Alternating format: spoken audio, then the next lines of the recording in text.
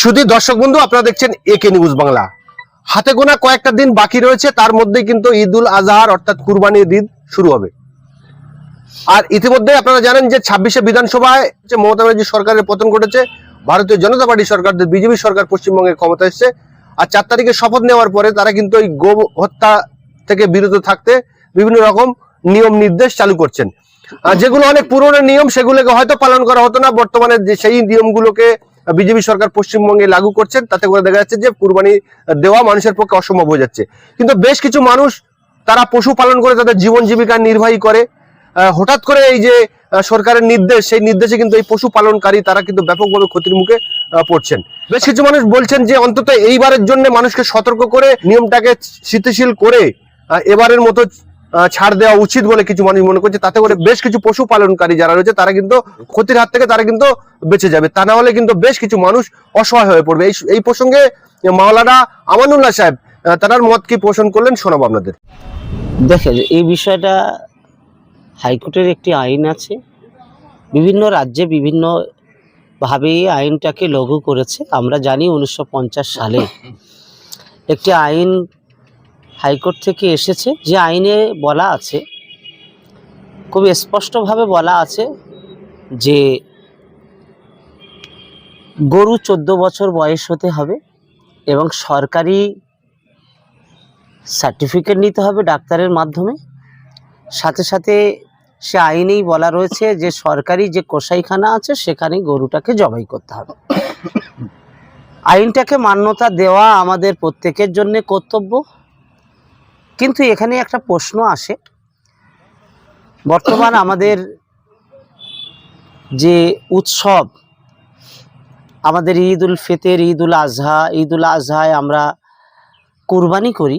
এই কুরবানিকে কেন্দ্র করে আমরা সোশ্যাল মিডিয়া বিভিন্নভাবে দেখছি গরু কুরবানি দেওয়া যাবে কি যাবে না, বিভিন্ন মন্তব্য। কিন্তু সরকারের নির্দিষ্ট কোনো এখনো মেসেজ আমাদের হাতে আসেনি বা আমরা দেখিনি। বিগত দিনের আইনটাকে যে লাগু করার চেষ্টা চলছে, আমরা আইনের পক্ষে। কিন্তু একটা প্রশ্ন আমাদের আছে যে পশু হত্যা, পশুকে নিয়ন্ত্রণ করা, তার নির্দিষ্ট বয়সে তাকে লালন পালন করা, এটা পশুদের প্রতি যে আইন সরকার করেছেন। কিন্তু পরক্ষণে আমরা দেখছি হিন্দু মহাসংঘ, যে আরএসএসের যে বিভিন্ন গ্রুপ রাস্তাঘাটে গরু নিয়ে যাওয়াকে কেন্দ্র করে বিভিন্ন গাড়িকে ধরা, তাদেরকে মারা, তাদেরকে আক্রমণ করা, এটা অত্যন্ত দুঃখজনক বিষয়। কেন এটা বলছি? যে তাদের দাবি গরু তাদের দেবতা, তাদের মা। সনাতনী ভাইদের কাছে আমাদের বক্তব্য, আপনারা অবশ্যই এই আইনের বিরুদ্ধে আপনাদেরকে মতামত নেওয়ার জন্য আপনাদেরকে কোর্টে যাওয়া উচিত। কেন আপনাদেরকে কোর্টে যেতে হবে? যদি সনাতনীদের গরু যদি দেবতা হয়, তাহলে সেই দেবতাকে 14 বছর পরে কেন আবার সরকারের আইন হচ্ছে সেটাকে কসাইখানায় সেটাকে জবাই করা যাবে বা হত্যা করা যাবে? তাহলে এইখানটা কি আপনার প্রশ্ন কি জাগে না?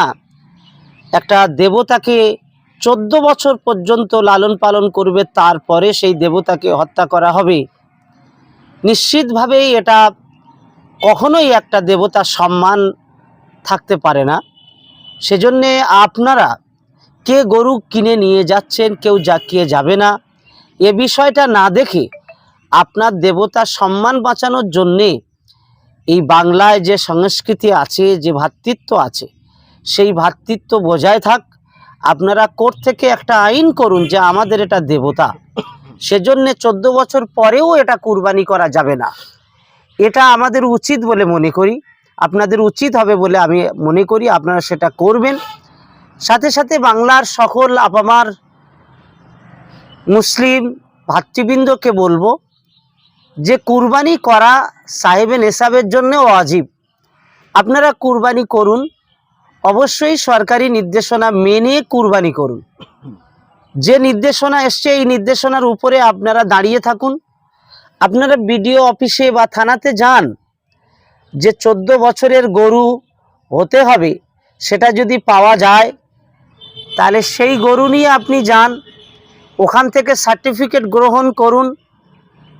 যে এই গরুটা 14 বছর বয়স কিনা, আবার ডাক্তার এসে কুরবানির সময় কসাইখানাতে সেখানে দাঁড়িয়ে থাকবে, যে আইনে বলা আছে। এই আইনগুলো লাগু করার আগে সরকারকে দেখা উচিত তাঁর এই আইন লাগু যেহেতু করছেন তার প্রসেসিং করার জন্যে কতটা তাদের সমস্ত প্রক্রিয়াগুলো ঠিক আছে। প্রক্রিয়া ঠিক নেই অথচ আইন লাগু করে মানুষের উপরে একটা চাপিয়ে দেওয়া, এটা অত্যন্ত বিব্রতকর, এটা একটা দুঃখজনক বিষয়। বেশ কিছু জায়গায় আমরা দেখতে পাচ্ছি যে কুরবানি এলে শুধু মুসলিম নয়, এমন অনেক হিন্দু সনাতনী ভাইরা তারা গরু পোষে, সেই গরুগুলোকে বিক্রি করে এবং তার থেকে কিছু অর্থ উপার্জন করে তাদের জীবন জীবিকা নির্বাহী হয়। আজকে সবাই কিন্তু যারা পশু পালনকারী তারা হতাশা হচ্ছে, তারা কিন্তু যথেষ্ট বেকায়দায় পড়েছে। ইতিমধ্যেই বেশ লক্ষ লক্ষ টাকার গরু কিনেছে, তারা বিক্রি করতে পারছে না, যেহেতু কুরবানির উপরে বর্তমান রাজ্য সরকার নিষেধাজ্ঞা রয়েছে। এই প্রসঙ্গে কি বলবেন? না, এই কথাটা একটাই কথা বলবো, রাজ্য সরকারকে মানবিক হওয়ার জন্যে, সরকার মানুষের জন্যে, মানুষ সরকার তৈরি করেছে তার সুবিধার্থে, কিভাবে সুন্দর সমাজ, মানুষের শিক্ষা, কর্মসংস্থান, মানুষের চলা সব কিছু সরকারের দেখা উচিত। ওই জন্য মানবিক হতে হবে। আর দ্বিতীয় আরেকটি কথা বাকি থাকে, সেটা হলো এই, যে সমস্ত সনাতনী ভাইরা গরু পালন করে, অধিকাংশ আমরা দেখেছি সনাতনী ভাইরাই বেশি গরু পালন করে, তো তাঁরা হাটে নিয়ে যাচ্ছেন 2 বছর 4 বছরের গরু। তো সনাতনী ভাইদের ব্যাপারে সরকার আরেকটা আইন করুক, তো যারা হাটে গরু নিয়ে যাবে নিশ্চয়ই তাদের দেবতাকে তারা অসম্মান করছে।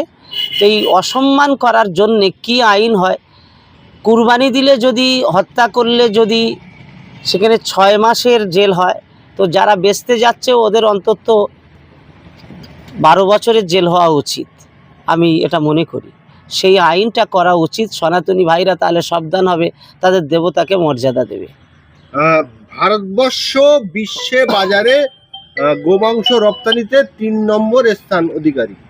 বিশেষ করে উত্তরপ্রদেশে বেশ কিছু গোশালা আছে, সেখান থেকে গরু জবাই হয়ে বিভিন্ন ইউরোপ দেশে চলে যায়, অথচ আমাদের এই জায়গায় মুসলিমদের খেতে মানে নিষেধ করছে আইন বা সরকার। কি বলবেন?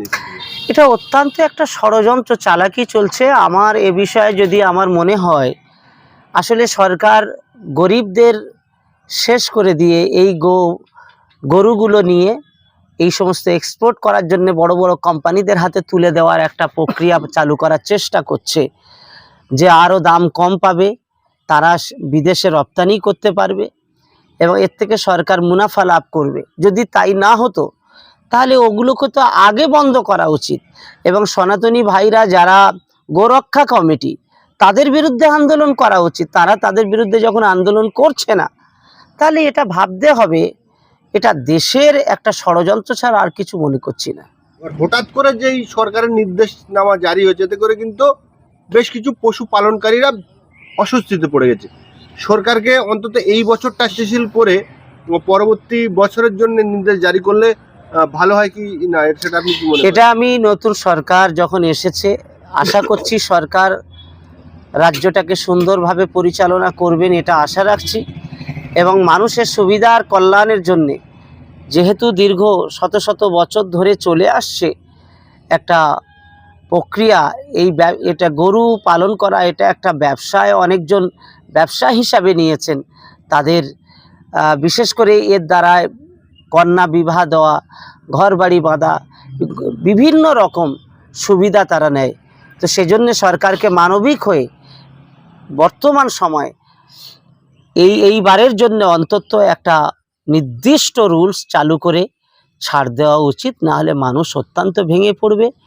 আর যদি না দেওয়া হয় তাহলে আমরা আগামীতে দেখব এই সমস্ত মানুষগুলো বিধ্বস্ত হয়ে পড়বে, মানুষ সরকারের বিরুদ্ধে কথা বলবে, এটা আমরা মনে করছি।